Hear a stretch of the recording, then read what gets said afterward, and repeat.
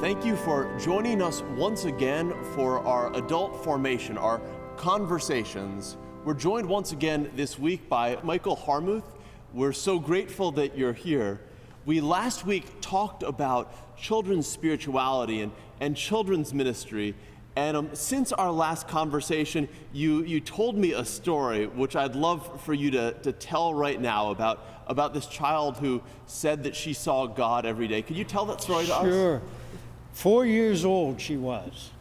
And every night before she went to bed, Mother would take her up and they would say their night prayers. And this particular day or evening, the mother took her up and she said to Mom, "Me no have to say prayers anymore." She said, "Is that right? Why?" "Because I see God every day." "You do? What's God look like?" "He's bald, has glasses, and has a dog." So I tell the kids in September, pretty much I keep that I'm God. I don't say to them I'm God, but they think it, and I don't do anything about that. I let that go for about a week or two, and then I tell them, no, I'm a friend of God's, just like you are. Well, and I think it's such a beautiful story because it's a beautiful encapsulation in some ways of what your role was in your ministry. It was helping to remind people and bring God's presence, remind people of God's presence in their lives. You obviously did that with children for 20 years, but you had this other dimension of your ministry where you were also helping remind people of God's presence in a very different context, working with police and FBI, especially in times of crisis. I want to talk about that this week. Can you tell me, first of all, briefly, how you got involved with that sort of ministry? Well, it's rather strange, but when I look back on my ministry, it's always been that way. It seems like God enters my ministry very quickly. It's almost like coming to a fork in the road, and I got to decide, do I want to take it or not? And it happened this way. I was rector of Ascension, and it was during Lent, and I had different community speakers come in, and one was the chief of police. After that meeting, he said to me, "We want to renew our police chaplains. It's kind of gone down to nothing, and we want to revive it. Would you be interested?" And I said, "Well, I'll be happy to look into it." And that's how it started. I went down and I was interviewed, and they did background checks, and then I did some training at the academy, just simple training about running computers and police lingo and things like that. And then finally I was assigned. They gave us a authentic police badge, and the bottom of my badge had chaplain. Eventually we had a little uniform we wore with Chaplain on it and a jacket with in the back Dallas Police Chaplain and so forth. And we were asked to ride over, in a month's time, to spend 8 hours at wherever you're assigned. And so that's how it started. So you continued to serve in parish ministry while doing that also. And the parish, the vestry, was very happy about that. That was an extension of the church and ministry into the community, and I thought that was a very good thing, so they were very supportive. Well, and a very different ministry in some ways, because in parish ministry, oftentimes people are coming to you, and in this ministry, you were going out to other people's places of work and service. Yes, and there was the old saying, it's hard to break the blue line, which means it's hard to be accepted by the police department and so forth. How did you experience that? Ministry of presence. I was first assigned at the academy, which was kind of fun because I got to sit in on classes. And then I was assigned at Northwest Patrol, did that for a while, and then I was assigned to the helicopters, which I really enjoyed because I had a pilot's license, and so I enjoyed that. You had to go to your place. When I was assigned to any of those places, I would show up at when the new shift would come in. And I would just sit with them and be present and chat with them once in a while, and I'd do that over a period maybe of a month and keep that regular so that they identify when they saw my face, they knew who I was, and they began to accept who I was and what my role was within them. And then I would start the ride with them, and that was the fun time, because I sat for 8 hours with an officer, and we would answer calls, and in that course of 8 hours, I learned about their families, and sometimes they would ask some spiritual questions, and after a while, you became part of that group that you were ministering to. But it was always a ministry of presence. Well, it sounds like there was this essential relationship building component before you could really get into spiritual issues, where people had to see you around, know who you were.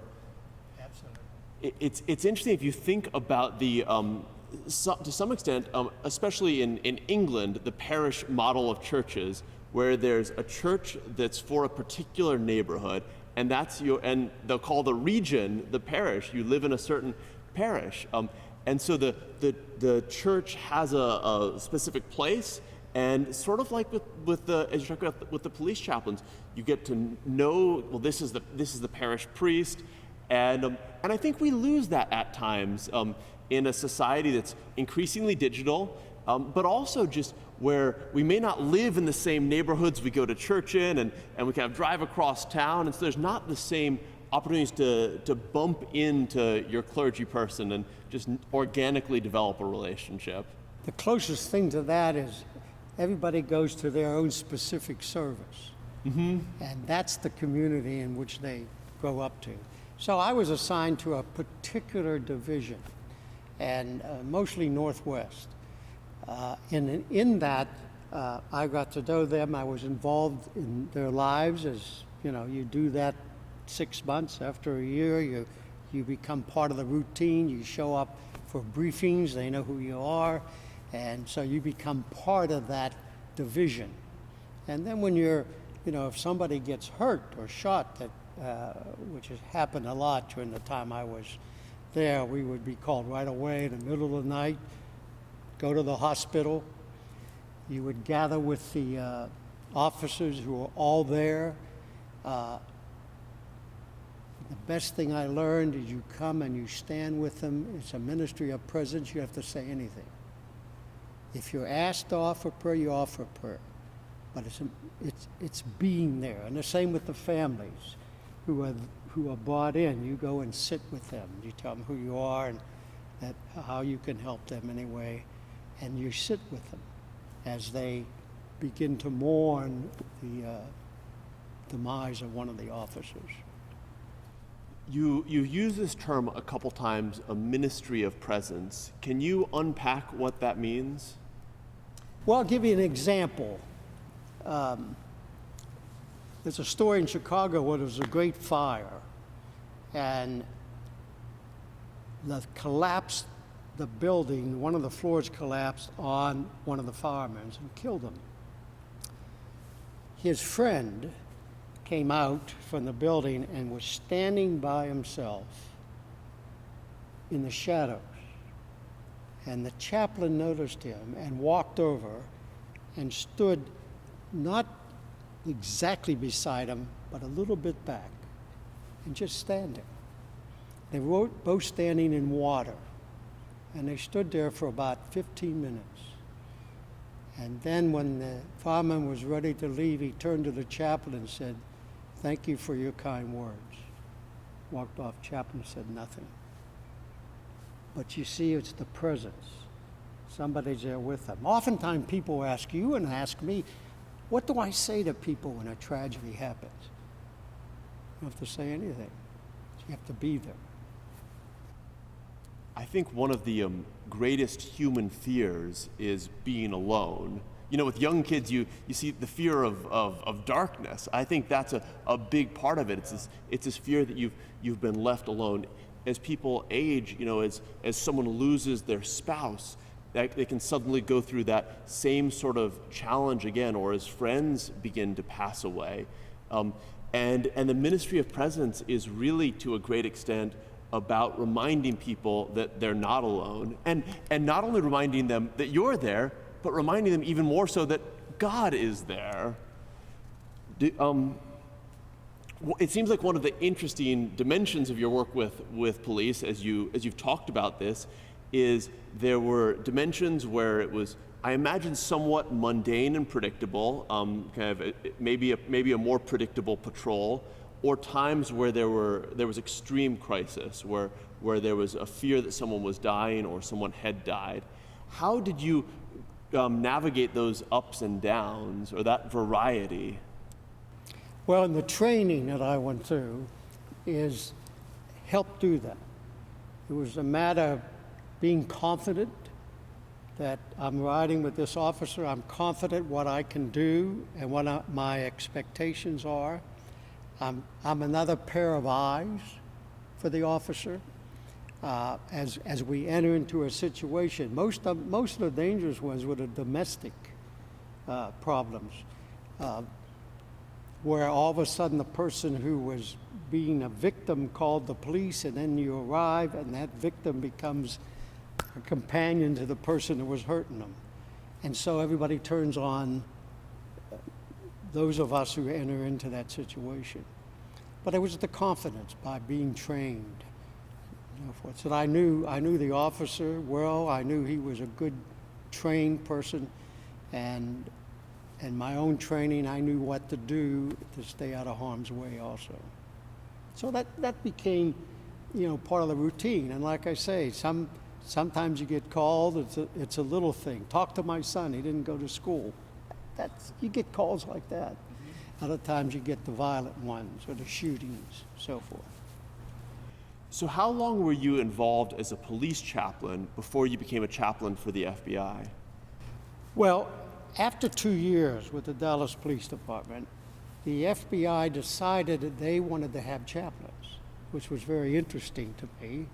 That's an interesting perspective. Why would you want chaplains? Well, they decided it was very important for them, but they wanted to begin their chaplain program with already police chaplains who were trained, knew how the police department worked, knew the nomenclature and so forth. And I was luckily picked out of our chaplains. I don't know why, but I was picked. And they set me along, every division will have 2 chaplains, but we'll begin with 1. And so all the divisions throughout the country sent 1 chaplain to Quantico. We were sent to Quantico for training for a whole week. And in the course of that training, it was a lot like the police department. It was build your confidence, what you're going to do. Realize we want the chaplains to be helpful in employee assistance. That is, we would have an office at the division, and you would be there to help employees, whatever their needs were. The second role was to be part of the critical incident response team. Now that team was made up of the chaplain, a psychologist, 2 agents from that division, plus 2 more agents coming in from another division. And the purpose of the critical response team was to talk to the agents who were involved in critical situations. And the way that would go was very simple. The agent would come in and sit with us in a very relaxed way. Nothing that was said in there would be taken out or given to anybody in authority or anything. It was a place where everything was confidential. And there were 3 simple questions. Where were you when this happened? What did you see and hear? And did it affect you? Those are the 3 questions that would go around the table. Nobody had to answer if you didn't want to. No pressure. But it helped them to relieve tension that they had. And you could see that. And that was a wonderful opportunity to be involved in that. It's an interesting set of questions because some are very concrete, kind of where were you standing, or what did you see, and then obviously how did it affect you? Did those first simpler questions kind of seem to guide or open people up to engage with that third, more vulnerable question? every time we did it, there was always one or two that was troubled. And that gave them opportunity to talk about it. A psychologist who was with us would talk about it, talk to them about it. The chaplain was always asked to say something. And so it gave them an opportunity to pour out it, and gave them the opportunity that if you're another agent, you know that this has bothered me and you can help me too. Yeah. And the outside agents were, that came from another division, were helpful to do that. Well, and if you think about the sort of the model, it's a beautiful model as we think about how a church should function, where there was a chaplain, but you also had, it seems like, 4 people who were your peers to some extent. I think about our parish. It's very important that I be praying with parishioners. It's also important that other parishioners be praying with parishioners. I imagine that model wouldn't work as well if it was just a chaplain and a psychologist and you didn't have the 4 other agents. No, absolutely not. You'd be in the way. Yeah. But with the other agents there, it relieves that tension, and they're able to talk about it. And you know, to have an agent say, yeah, this troubled me, took a lot of guts. Because, you know, we're FBI, we're strong, same with the police department. There's a tendency to back off of saying anything about a weakness. And so for those who finally were able to open up, was a great relief. And then when others saw how this was helpful, that began to break a lot of ice. Well, and it's probably even more so true with the police or FBI, but I think with all of us, there's a fear of admitting vulnerability. There's a fear of admitting, you know, something has had an impact on me. And there's a beauty in the fact that asking the questions opened up the door for people to engage with things that had been troubling them. And again, as I think about the application to parish life, I think the same is true. I think sometimes we're afraid to ask, or when you ask, how are you doing? Yeah. We think you're really just saying hi. Yeah, but if it's a real question, I think that opens the door for people to say, you know, there's something that's troubling me or bothering me in my life. And the beauty of that is they had a freedom to answer or not. Mm-hmm. And some didn't answer, but some did. But the more we did it, and our involvement in it as a chaplain and so forth, the easier it was for them to admit. You know, again, thinking about how this applies to parishes, even today, I'll call a parishioner and I'll say, how are you doing today? And they'll say, fine. And I'll say, how are you really doing? And then they'll open, you know?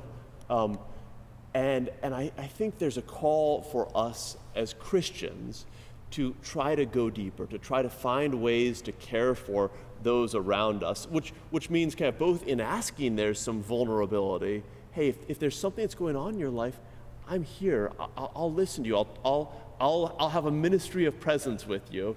But also the vulnerability when something is wrong, to open up to your priest or the person who sits next to you in the pew or worships with you online, or whatever it is right now. Right. So obviously one of the things in your work with the FBI that was particularly notable occurred after September 11th. Could you talk about how you found out about September 11th and when you were called up to New York, that process? I was, of course, at the school, and I was going into chapel when I heard a plane went into the World Trade Center. In Dallas is a trade center, and I thought a private plane crashed into the Dallas Center. I didn't know that till after the chapel.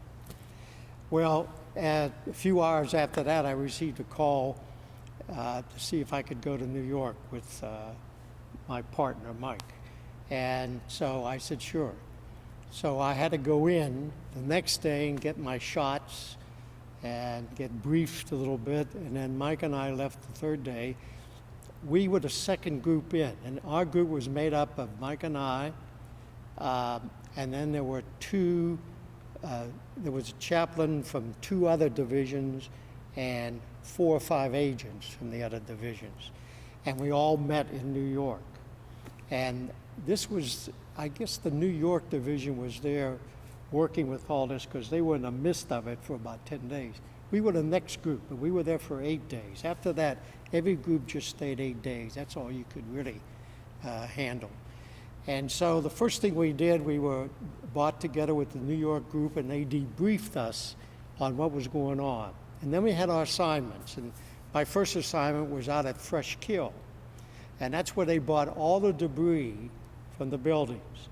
And they loaded it on barges, and they brought it around to Staten Island, and they brought it up onto that Fresh Kill. I always thought that was a terrible name. I said, Fresh Kill, with all that's going on. But that name didn't actually...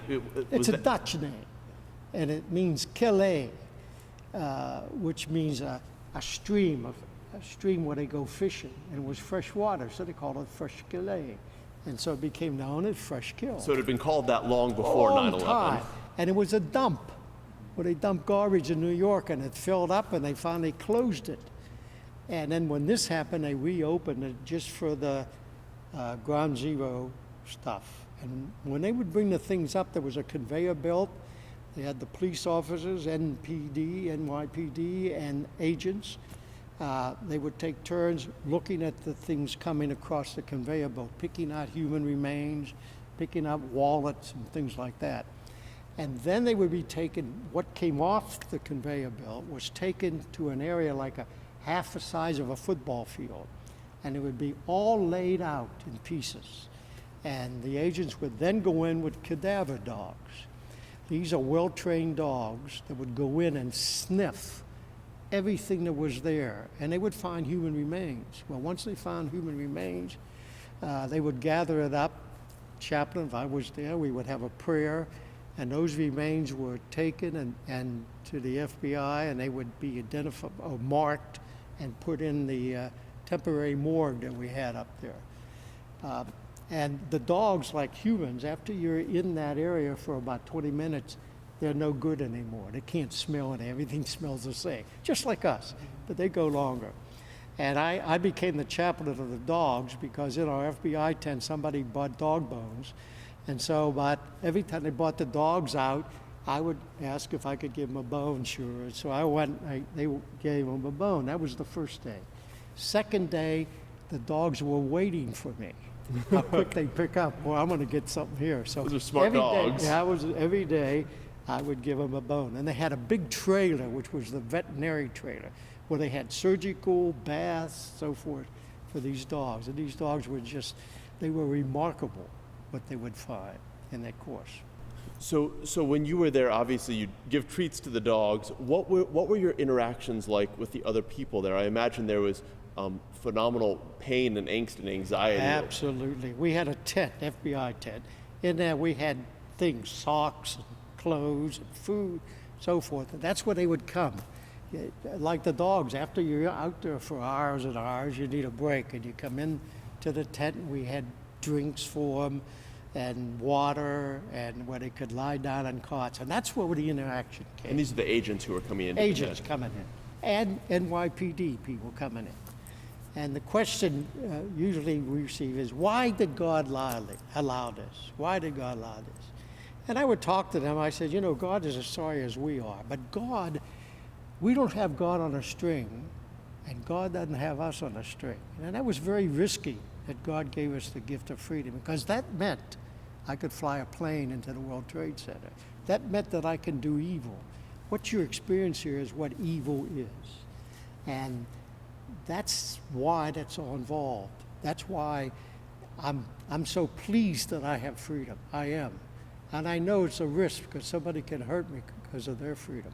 But I'm pleased I have it, because then what I do is meaningful to me. If I worship God, it's meaningful. Don't have to. So it's risk. It's a risk in all our parts. You can't love without free will. Exactly. Good way. It's a good way to put it. So free that I imagine that was a very complicated time for some of those agents who are trying to process this phenomenal national tragedy. If you can imagine, this Fresh Kill is 2,200 square feet. They dumped 1.8 million tons of stuff there. That's incredible. And they all, piece by piece, went through it. So just to make sure I understand correctly, they would take stuff from ground zero, bring it by barge to Fresh Kill, and carefully sort through it, search for any human remains. And once they'd found human remains, how would they identify those? Well, they couldn't really identify them there, but they identified them as human remains. And then where would they go next? They would go into the portable morgue that we had there, the refrigerated trailer. And then eventually, when the families came down to Ground Zero, they brought families in, about 20 at a time. They could come in and see the place where probably their loved one died. Important. And then they would bring teddy bears, pictures, and they would lay them out on a granite area by the park area there. And then they would go to a substation, and they were asked to bring toothbrushes or anything of their family loved one who died. That's where they got the DNA, and that's how they identified those human remains. So what would happen when they found, for example, a firefighter who'd perished at Ground Zero? There was a process. When I was moved from Fresh Kill down to the morgue of Bellevue, they had tents outside the emergency room because that's where they would receive human remains.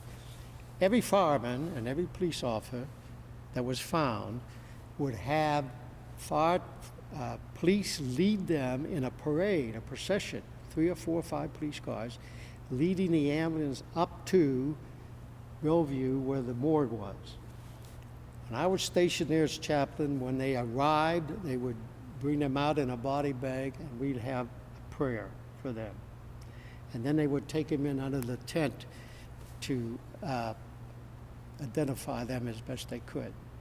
And then when that was done, then the family were notified, and then the family would send the funeral home, and then that would take place again.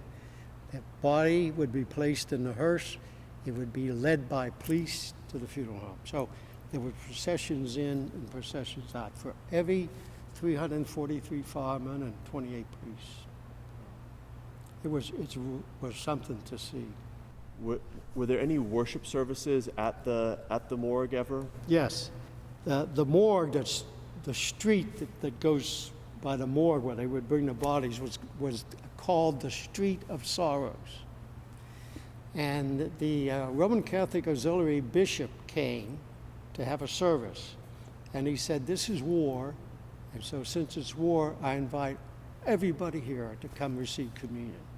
And so we all went. And it was very moving. It's what church should be. It was very moving to walk up with a person I knew was Jewish, came with me. We went up and received communion. It was a very moving experience on the Street of Sorrows.